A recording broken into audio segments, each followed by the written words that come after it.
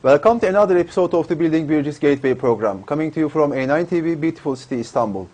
Our goal is to bring peace, love and brotherhood to all mankind, regardless faith, race or nationality. Today we have a very distinguished guest, and I let my friend Oktar to introduce him now.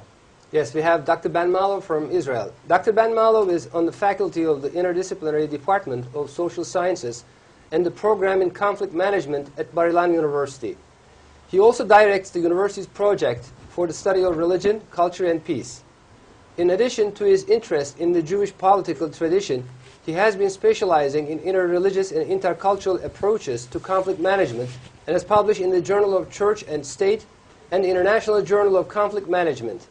He has organized several international conferences at Bar-Ilan University, and he is the author of several books. Yeah. Dr. Ben Mallow, welcome. It's a pleasure and honor to have you. It's a pleasure to be speaking to you from Jerusalem. Yeah, inshallah. Thank you. Dr. Mallow, we have a few questions for you. Also, you are specializing in the Jewish political tradition and its approach to conflict management. Can you tell us about your take on the latest conflict between Hamas and Israel? And do you think the problem was handled well? And what do you think can be done to ensure the permanent peace between two sides? Well, given my specialization, which is really not a day-to-day political endeavor, I would sort of prefer to present a longer view. We're in a day-to-day type of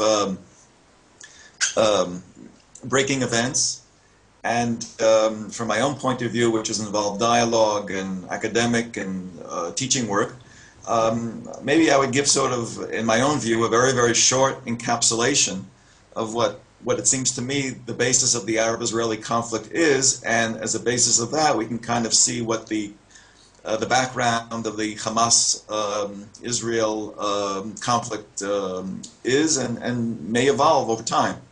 I think that the Arab-Israeli conflict is a function of two parallel civilizations, the Arab-Islamic and the Jewish, that have protested in the 19th century against conditions that they felt were no longer tolerable, persecution, loss of dignity, and resolved to renew themselves based on an earlier heroic era. The Arab-Islamic world, I believe, referred back to the time of Muhammad the Prophet, tried to rebuild the civilization and the greatness of that period. The Jewish people and the Zionist movement sought to rebuild themselves in the land of Israel based on the modern Zionist movement, but connected to ancient yearnings.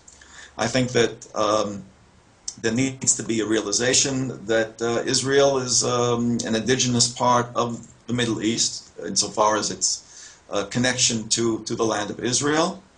The Hamas approach, I believe, is based on the fact that this area is under Islamic Arab rule, or should be, and that Israel is sort of a temporary fixture, maybe like the Crusades.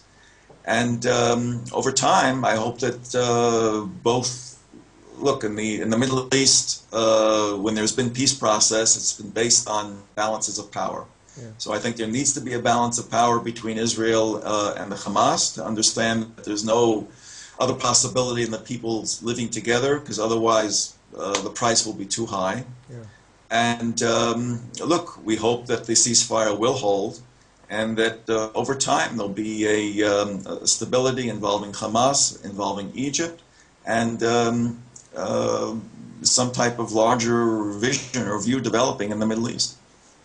Yes, yes, but we believe there is no reason for conflict. And of course, for example, the Israelis, the Jews have the right to live in Israel, and this right is given by God. And I'm going to read you a verse from the Quran, actually.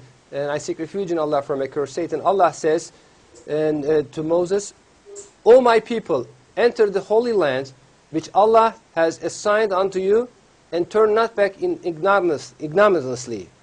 And we said unto the children of Israel after him, dwell in the land." So this land is Israel, actually, the holy land. And Allah says, dwell in the land. And so Israelis, the Jews, will be there until the last day. So nobody can take away this right. But so are the Christians, and the Muslims have the right also to live in the same area, and with peace, with compassion, mercy, love, tolerance, and justice.